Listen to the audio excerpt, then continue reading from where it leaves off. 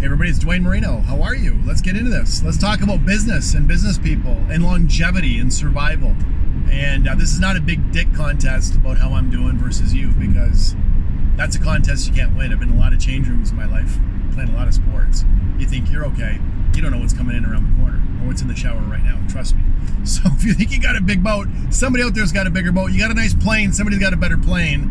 You're making lots of money. Somebody's making way more money than you. I could care less about that. That's why I never talk about it.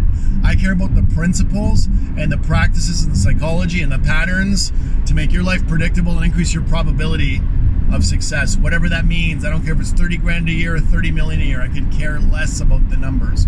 So let's talk about some ideas on how you can become more secure and what this little turn down has shown in the last year or so. For salespeople out there, you want multiple sources of income. For business people, the exact same thing. And you don't want to be over-reliant on anything. So I've got a friend of mine that owns a very successful business that is relying on pretty much one lead source. And if that lead source ever becomes illegal, becomes restricted, regulated, taxed, goes out of business, that business model is going to fail so quick it's not even funny. You don't want to be that exposed. That's somebody with several companies doing a great job right now. Hey, when the good times roll, everything's great. But I've been on both sides of that pendulum swing in many ways, and I can tell you, you don't want to rely on one source. So if you're a salesperson relying on one source, company-driven walk-ins, company-driven sales calls, company-driven internet leads, not good. So let's focus on your multiple cash flow streams every day and have a system for it every day that you track every day your activity. Lead generating, repeat customers, which is relationships with your current client base, referrals, networking, incoming calls, incoming internet inquiries, people coming back, social media. These are income sources. These are revenue streams for you. You need multiple revenue streams.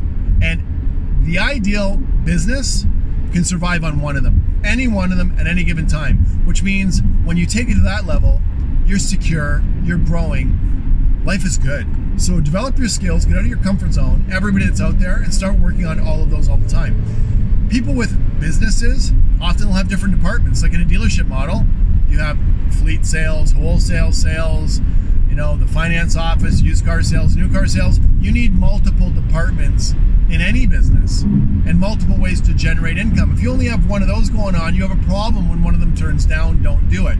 In my little gig, I train at equal expertise, salespeople, leaders and managers, service advisors, F&I people.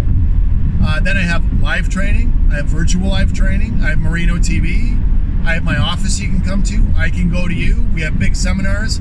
I mean, all of them have to disappear at the same time for it to be an extinction level event. And I can tell you last year, I'm very grateful I did all of that in a good way over the last several years. And even when I first started, I realized the importance for diversification of different types of income in your personal life. You don't want to rely on one job forever. You have to get into other income sources. Build a little website that makes something. Sell some stuff online that does a little bit. Get some income properties, however many you need or want. Get some investments that maybe pay dividends or hopefully grow most years. Get a commercial property, a vacation property, a residential property. Do it in different countries. Do it in different states, different provinces, different cities. This is well worth having. Here's where I am. People are always asking me, how's it wondering, how's it going? My standard answer for business always has been, business is good or business is great and could always be better. That's it. I believe that. Doesn't matter much else past that. But as far as, stable footing and having things, go on a roll, January, 2 months before the 2-week lockdown in March of 2020, was our best year ever. So a business is like a stock chart. It's sales, anything like that. You have good months, bad deals, bad weeks, good weeks, whatever. It goes up and down. For almost 30 years, when you pull back, my graph was like this. It was always getting better pretty much year after year, and some months were better or worse inside that graph when you drilled up. So January of 2020 was our best month ever. Then the lockdown hit in March. Well, here's kind of what you can visualize. Here's gross income for your business. Here's gross sales. Here's expenses. Very, very expensive business model I had before doing live events. So you don't have to know what those numbers were, but that was the margin. Not razor thin, but it wasn't huge. And we did about 80% live, 20% virtual. Then all of a sudden, you're not allowed to do live training. It became illegal, if you could imagine, it became illegal. So that gross income goes to here, and your expenses are here. So this is kind of a panic situation. You don't want this to go on for too long. So you try to get this down, where you're surviving. Then you realize that live income may not quite come back the way it's supposed to or the way you want to. You start building virtual income. And virtual income can work in a lot of different environments, a lot less time and a lot bigger margin. So as you do that, the income starts to come back, but your expenses don't come back quite as much.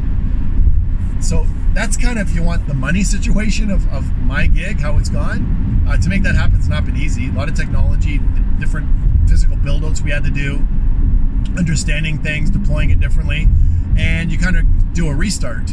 But the other things I talked about, as far as, diversified investments, diversified income sources, many different types of people I can teach, and I continue to expand that. There's a couple of things I didn't even mention there that I'm involved in as part of the same philosophy that fit my philosophy of living, which is always making everything and everybody a little bit better after they've met you than before. So anyhow, I want you to look at your life in a little broader fashion, step back from it, maybe think of what I just said, have multiple cash flows, have multiple different types of investments, don't have too much of it in one thing.